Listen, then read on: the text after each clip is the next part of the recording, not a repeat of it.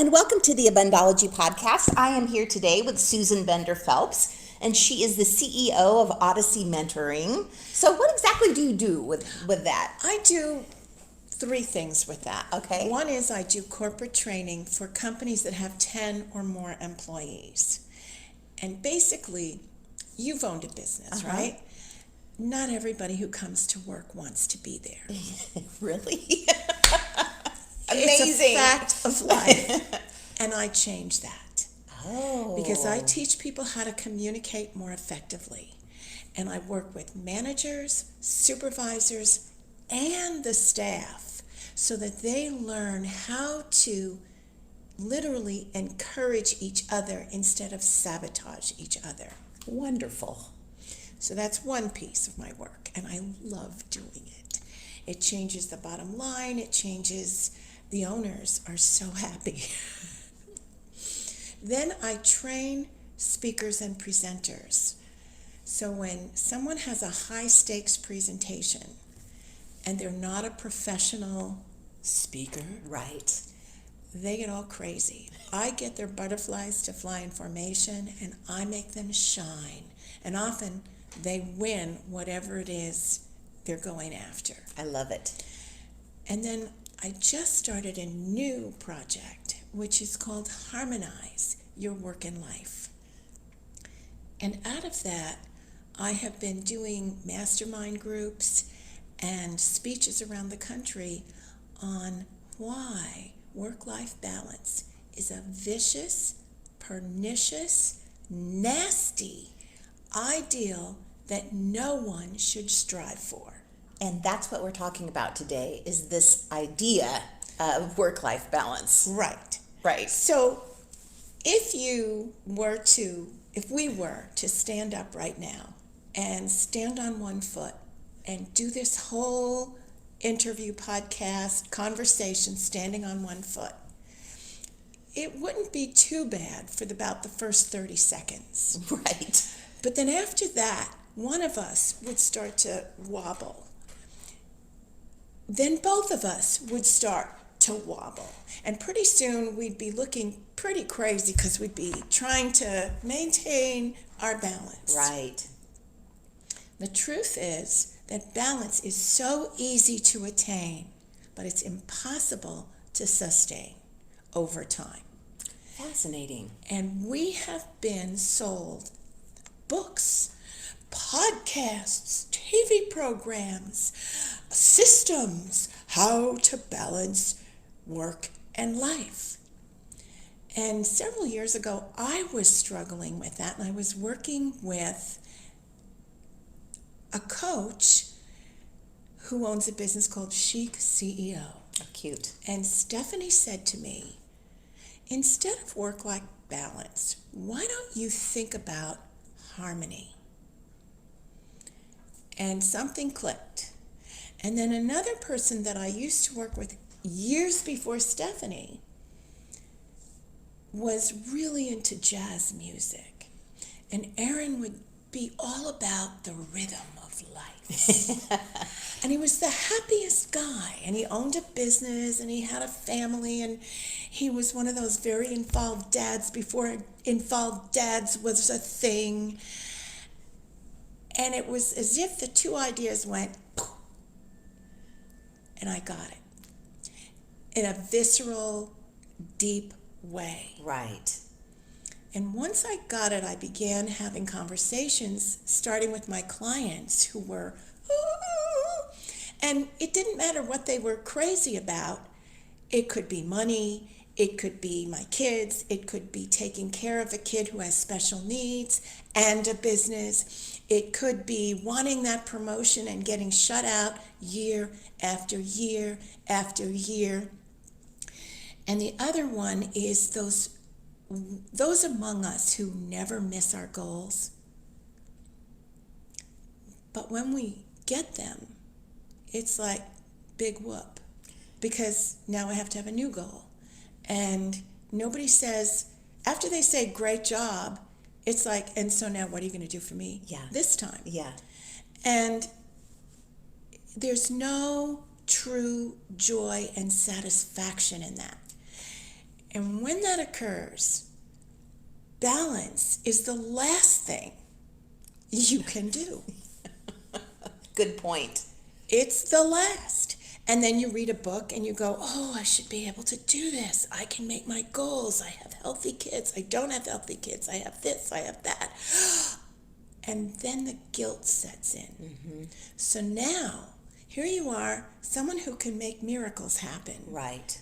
But you feel like the slug who's getting poisoned slowly. And then we have dissatisfaction with life. Yes. And depression and not liking ourselves. And we know the spiral. And substance abuse. Substance abuse. So I looked at this and I thought, how can I empower people in this arena? Because, you know, there are people, you look at them and you see their life from a distance and you think, oh, I want to be like them. Yeah. And then you get to know them and you find out that they have pimples and they have boils and they have bad breath and they have problems, but everything looks so shiny. Yes. On the outside. And it's no wonder that some of the most successful people in the world don't really enjoy their success. And so I want to find a way. If I could find a way when I was doing youth at risk work with juvenile delinquents who, let me tell you, the courage that it takes when you're a kid who gets in trouble every single day, no matter what you do, your perspective, not your mom's or the teacher's. You wake up every morning, I don't care how bad of a kid you are, and you think, today I'm going to get it right. Wow. I am. And they get out of bed and their mom says, brush your teeth, get dressed, get your homework together, and then we'll have breakfast. And you haven't even finished brushing your teeth, and you've now not done something you were just asked to do, and you're in trouble again. And you haven't even left the house or missed the bus yet. Right. But you're gonna. That's how it feels when you are trying to do work-life balance and you don't know how. And even if you did, it's not possible. It's only possible for very short periods of time. Yes. So the courage that it takes for a kid who gets in trouble every day to get up and try this time, that's the same courage we have when we get up and we think, okay, today I'm going to get it right. Yeah. And when we don't, no matter what we achieve during the day, we're often left with, I failed again. And what a horrible way to go through life. Like, who wants to live like that? But we have been sold this idea that it's possible, that people are doing it, that, you know, that that's how you're supposed to live. Yes. Yes. And what if you stopped trying so hard to balance all the plates? I mean, here's the thing.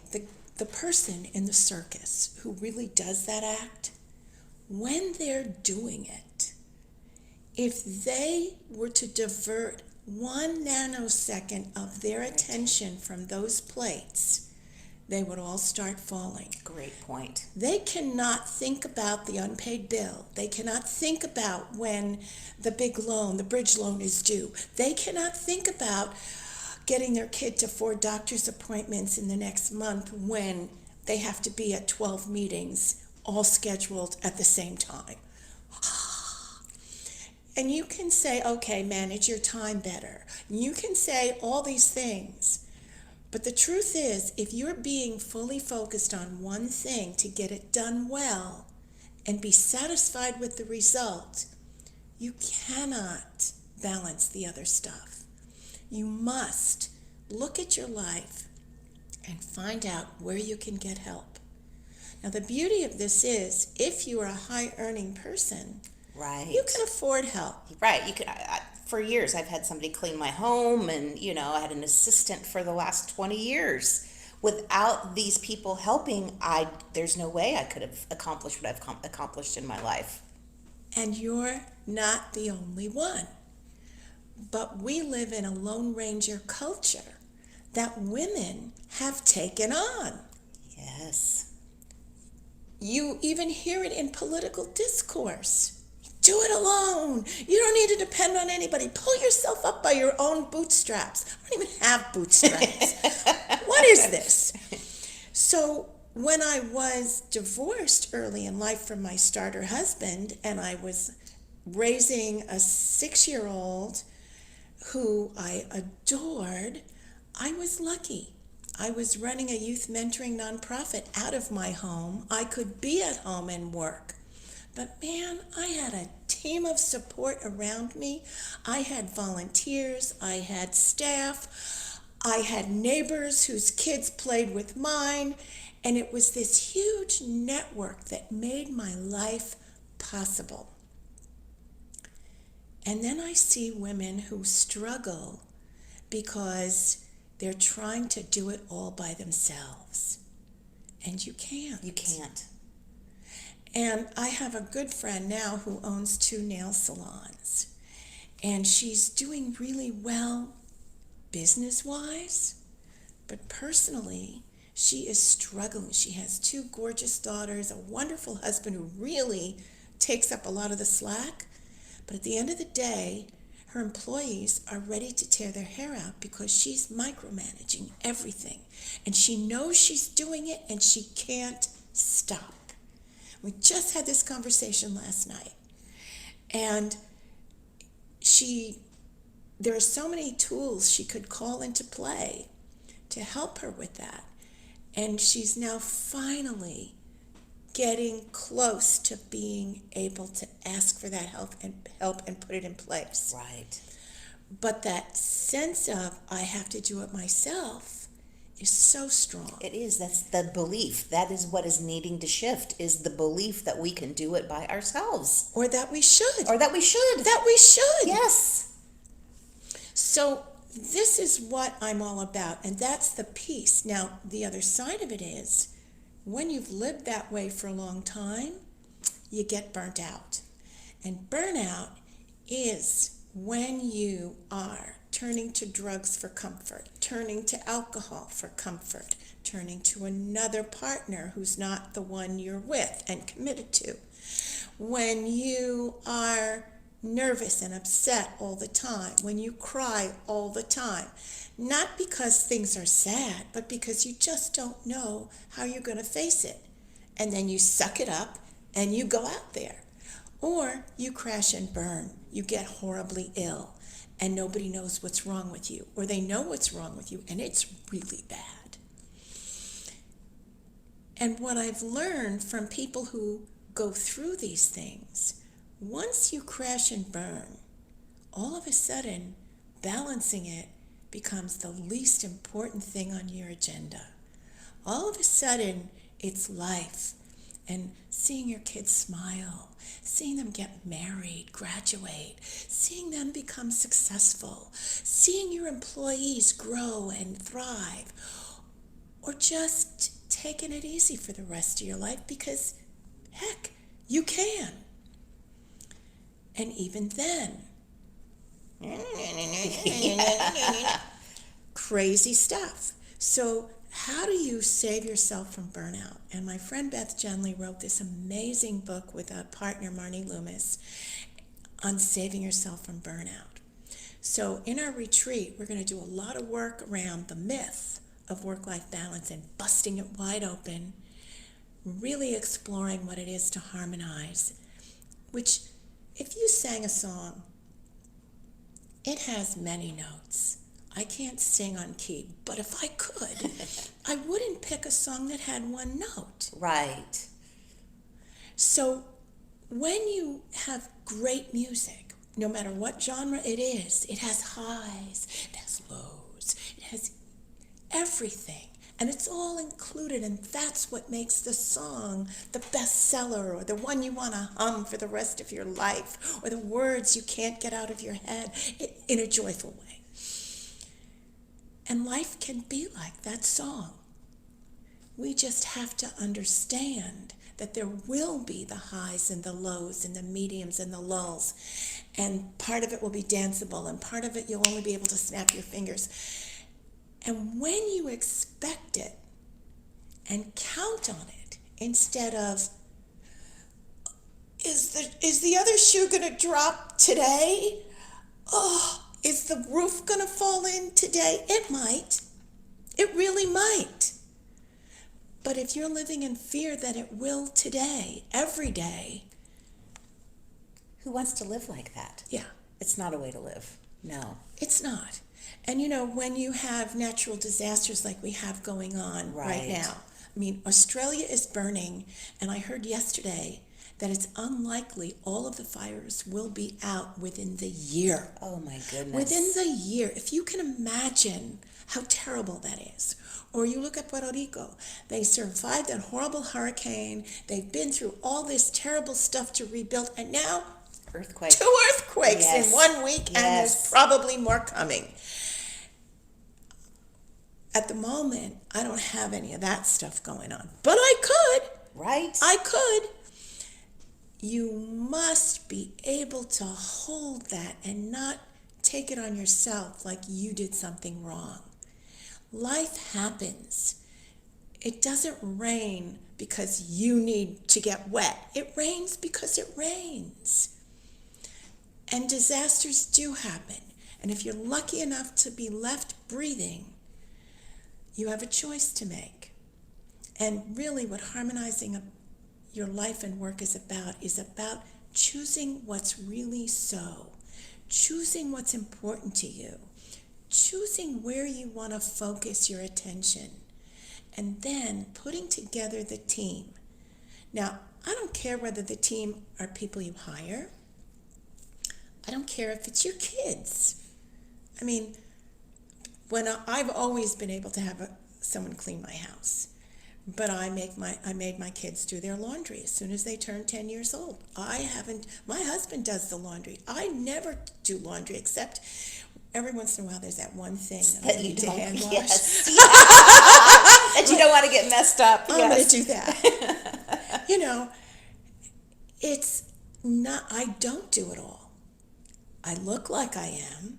I lead a wonderful life.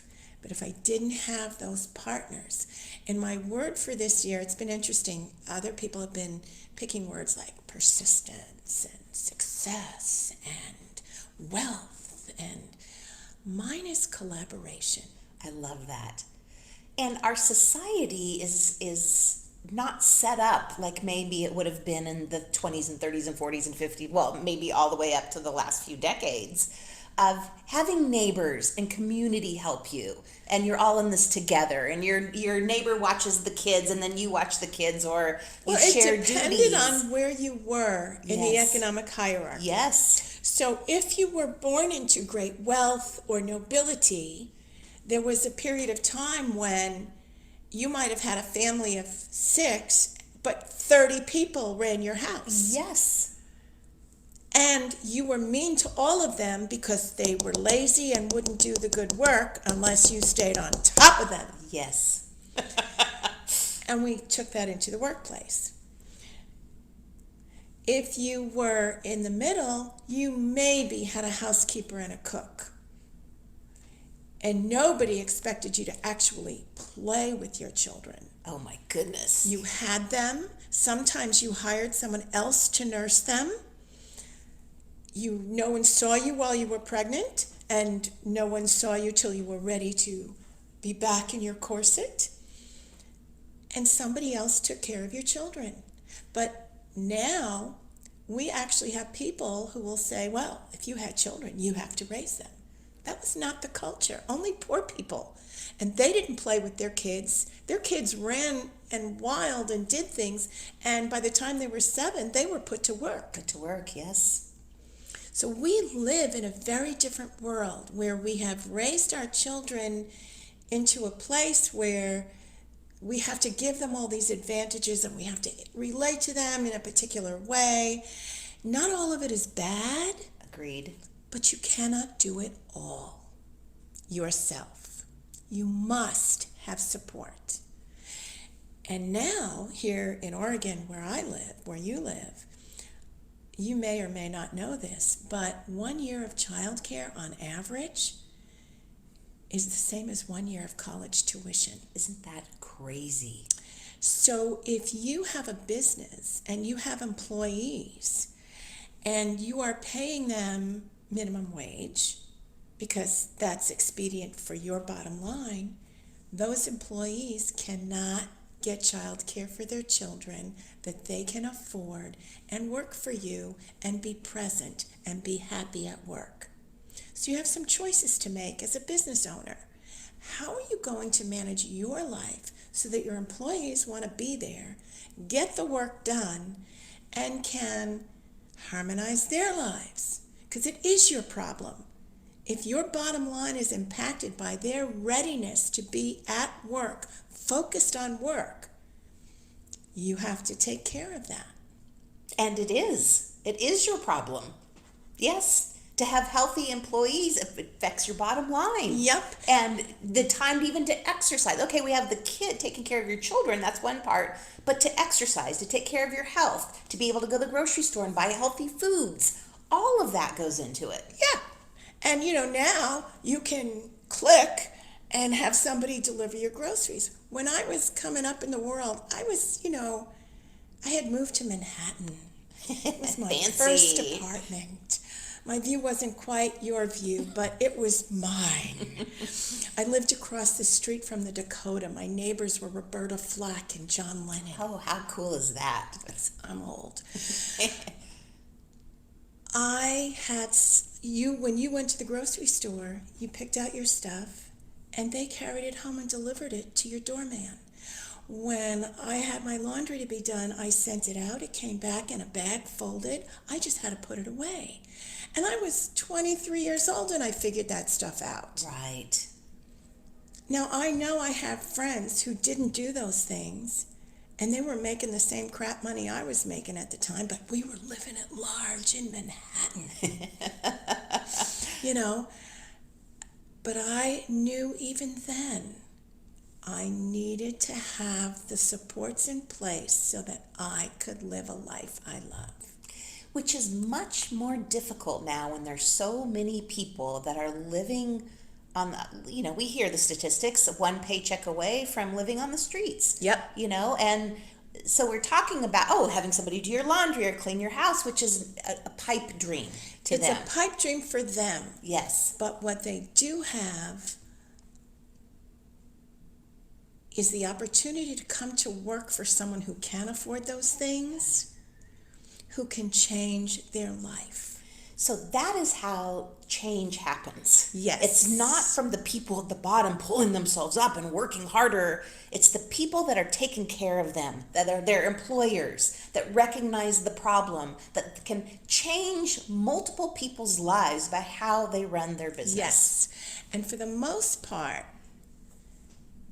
until the last 20 years, when women have taken more and more roles in the workplace, men who were identified as up-and-comers were given anything and everything they needed to thrive. They were mentored. You remind me of myself when I was a young man. I'm going to make you into a mini-me. They didn't say it, but they did it. Jack Welch, who was this big CEO for GE, who, depending upon where you were in his world, he either ruined your life because he threw you on the street because you couldn't make it in his system, or you rose and you had all this great success, but you had no life and you had 4 ex-wives and kids who hated you. And Welch was like, you can't give women mentoring. They'll think we think there's something wrong with them. They either make it or they don't. But he didn't make it that way. He actually quit GE. He left, and his boss wanted him back. When has that ever happened to a woman? Wanted him back, and he said, well, the only way I'm coming back is if you shield me from the bureaucratic mess. And he said, okay. And they brought him back, gave him a job, and within a year, he made a management decision, and the factory he was in charge of freaking blew up. Wow. He didn't get fired. He got promoted. So, when you work for someone and you have no room to grow and try things and make mistakes, like they gave Jack Welch, who then instituted this crazy system where if you didn't do everything perfectly, you were out the door. And I worked for someone who lost a job because of that system. And you should have seen it. It was like, Jack Welch, he destroyed lives. And that was a guy. Yeah.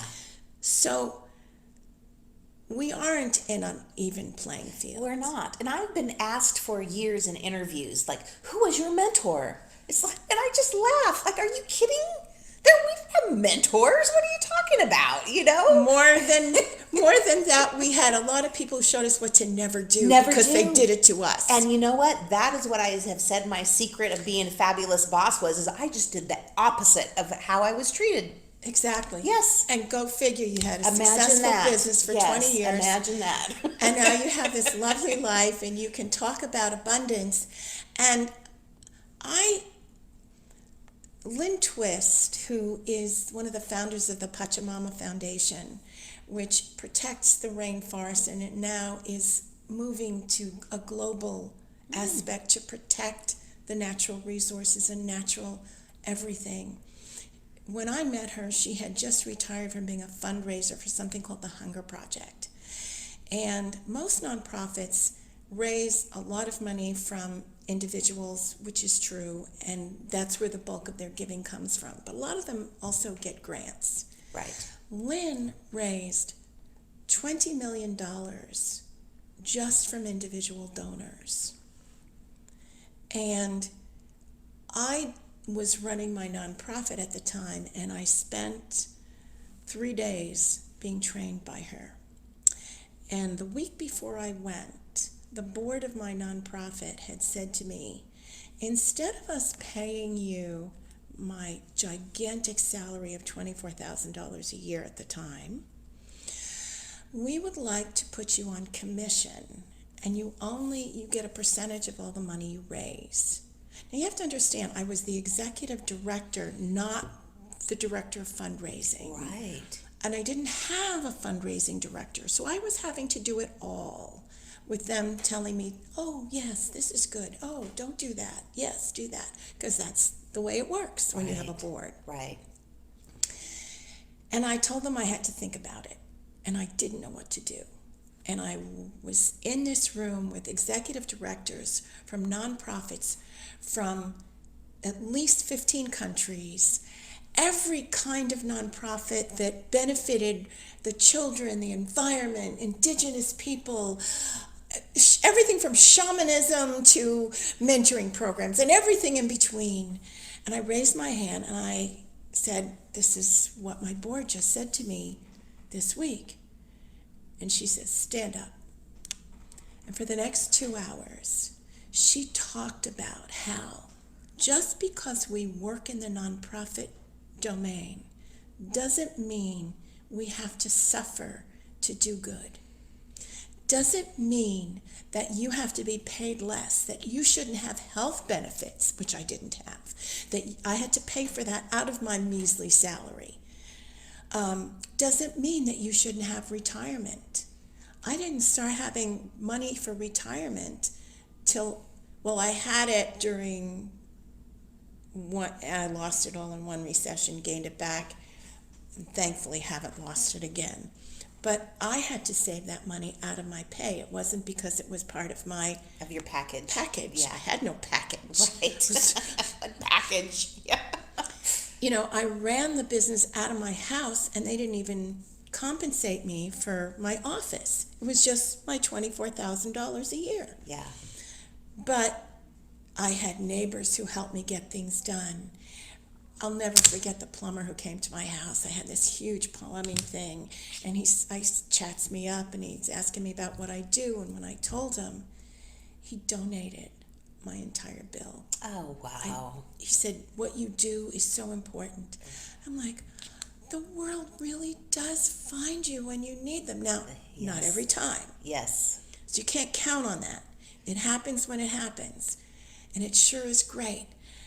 But there was Lynn saying, we in this domain are doing God's work.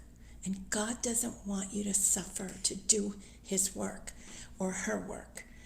And when she said that, it was like another one of those moments for me. Right. And in 2 hours, none of us spoke a word. She was mesmerizing because she really got at the core of why we were in nonprofit work and why we shouldn't have to suffer to do that work. Right. Amazing. That's wonderful.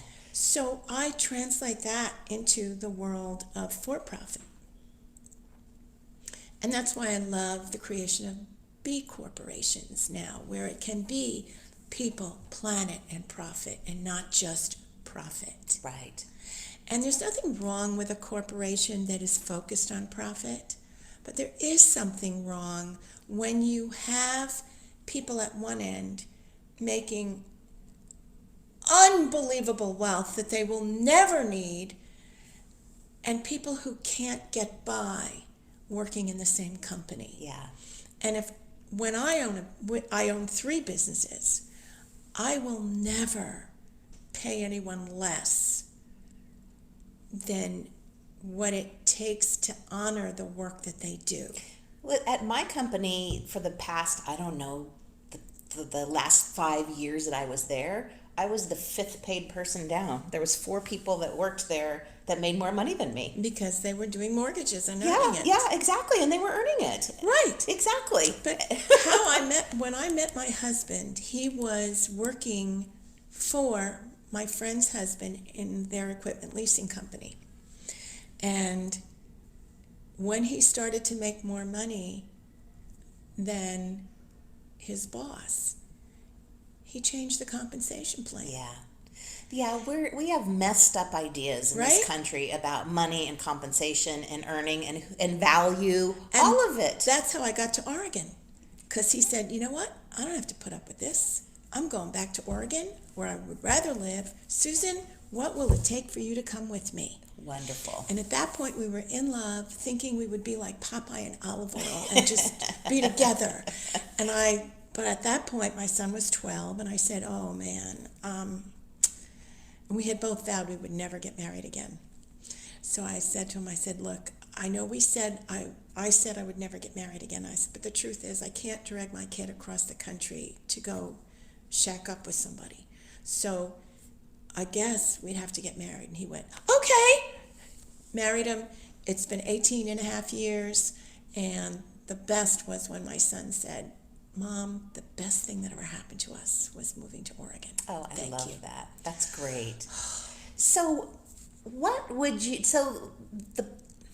the bottom line then about work-life balance, the myth of it, is that you need people, you need community, you can't do it all on your own. And you shouldn't try. And you shouldn't try. Unless you are literally alone, because everything around you is gone. Right. Then you do have to do it alone. Right. Until you find a partner. And then don't beat up on yourself if something doesn't get done. Right. And you can't, if the laundry doesn't get done for 2 weeks, it doesn't get done for 2 weeks. It has no reflection on you as a person or your value in this world. Exactly. And, I grew up in a home where my mother was OCD and my sister was OCD. Oh, my. And I'm not. But I had to learn how to live with them. So, yeah, my house often looks neater, but there is that underbelly. There is that closet. There is the pile in the room that the door is shut. And it's fine with me that it's there. Yes. Totally fine. And, I managed to impart this to my own son. And there is nothing better than to have children who are happy and successful. And we've done that. Between us, we have a blended family. We have 4 sons. They're all doing actually better than we are. Good. And it's like, yes. So I like to give to causes I care about. I like to volunteer in my community, and I work really hard. And at the end of the day, I always do one thing that really helps me harmonize. And that is, I write down 3 things that went well that day. Doesn't mean that stuff didn't go wrong, because it does. Yes. But I'm always scanning my day as I'm having it for what's going well. Yes. And I started doing that 10 years ago, and I was going to do it just for a week. So I heard a speaker say, try this for a week. And it makes a huge difference right? in your life, doesn't it? So after that week, I said, I'll do it for a year. And after that year, I'm doing it every day. And I do it on Facebook. Oh, I love it. So on my personal Facebook page, I go, hashtag what went well, and I post my 3 things. Probably in 10 years, there have been a couple of days where I went, I have to give you a 4th. I just have to share this. But it's not about the big success. It's truly about what's going well. Right. And when I first started doing it, I tended to be hypercritical, like most of us can be. And so there were days when I actually wrote, the toilet flushed every time, because I couldn't see Yes. what was going well. I literally had no experience, because if one thing was off, Yes. everything was off. Yeah. I was off. And that's what you're speaking to when you say that. It's that we have this idea that all has to be like an architectural digest, royal family perfection. And it's not. So I had a girlfriend that worked for Architectural Digest. And so I would ask her, like, God, these beautiful places, it must have just been wonderful when you, she's like, they're not clean. We go in there and for 2 days, we take a ruler and we measure where everything goes, and we bring the flowers. We switch out some of their stuff in there at sometimes, you know. So it is not as it appears. Go Imagine that. Just like everything else in life. Exactly. So that's really what it is. It's being willing to be a little uncomfortable with the mess. Yes. And being open to the joy of the music of your life, whatever that rhythm is. And you know, even people who get an incurable disease, oftentimes that's when they suddenly realize the gifts they've really had that they never appreciated. Don't wait for the incurable disease. Don't wait for the brush with death. Right. No matter what your struggle, and trust me, I had days when I didn't know how I was going to pay the house payment. I didn't know how I was going to put food on the table. Somehow, my support system always kicked in. But even so, even when it doesn't kick in, it's not that it happened to you for a reason. It happened. Now what are you going to do about it? Right. And who are you going to be in the face of those choices? That's fabulous. That's what harmonizing is all about. It's not about how it should look, how it could have looked, how it's supposed to look, what everybody else thinks it should look like. It's how is it? And now, what's my next step? That's perfect. Thank you so much You're for sharing so all welcome. that. I do want to briefly mention that you have a retreat coming up in November. I do. It seems like it's a million years away. But the way time is flying now. Woohoo! So we're going to open registration for it in May. It's going to be in Santa Fe at a place called Sunrise Springs, which is so gorgeous. And there will be a whole set of workshops. We have myself, Arlene Cogan, who is the Give to Live gal, and we have Anne-Louise Sterry, who's the audacious joy of the world. And so we're going to do harmonizing your work and life, how to make it real, how to save yourself from burnout, because all of us get burnt out. We just do. And we have skills that are where we can, and then we have deficits and this will give you your burnout shield, and you'll know exactly what to do when it's coming, and you'll see it coming in a way that you never have before. And then Arlene's piece, this is so fabulous, is what's your legacy beyond your business and your family? what are your values and what do you want to leave behind in the world in a meaningful way? And then Anne Louise, audacious joy. We really can have joyful lives no matter how hard the challenges we face. And we're going to have spa services. Well, of course. Fabulous. You can't have a retreat without spa services. So we'll have fabulous food, fabulous views. Everyone gets their own room unless they really want to share with someone. If they come with a friend, they'll be able to share. But everyone can have their own room and their own space. Sounds fabulous. And it's going to be luxurious. And it's for women who own a business who really want to spend 5 days focusing on harmonizing, abundance, joy, legacy, and self-care. I love it. So I will put your information in the write-up to the podcast fabulous. so people can find this and check out more about, Thank that. you. Yes. Thank you so much for being on and sharing all your wisdom. I really My pleasure. appreciate it. Thank you so much. Thank you.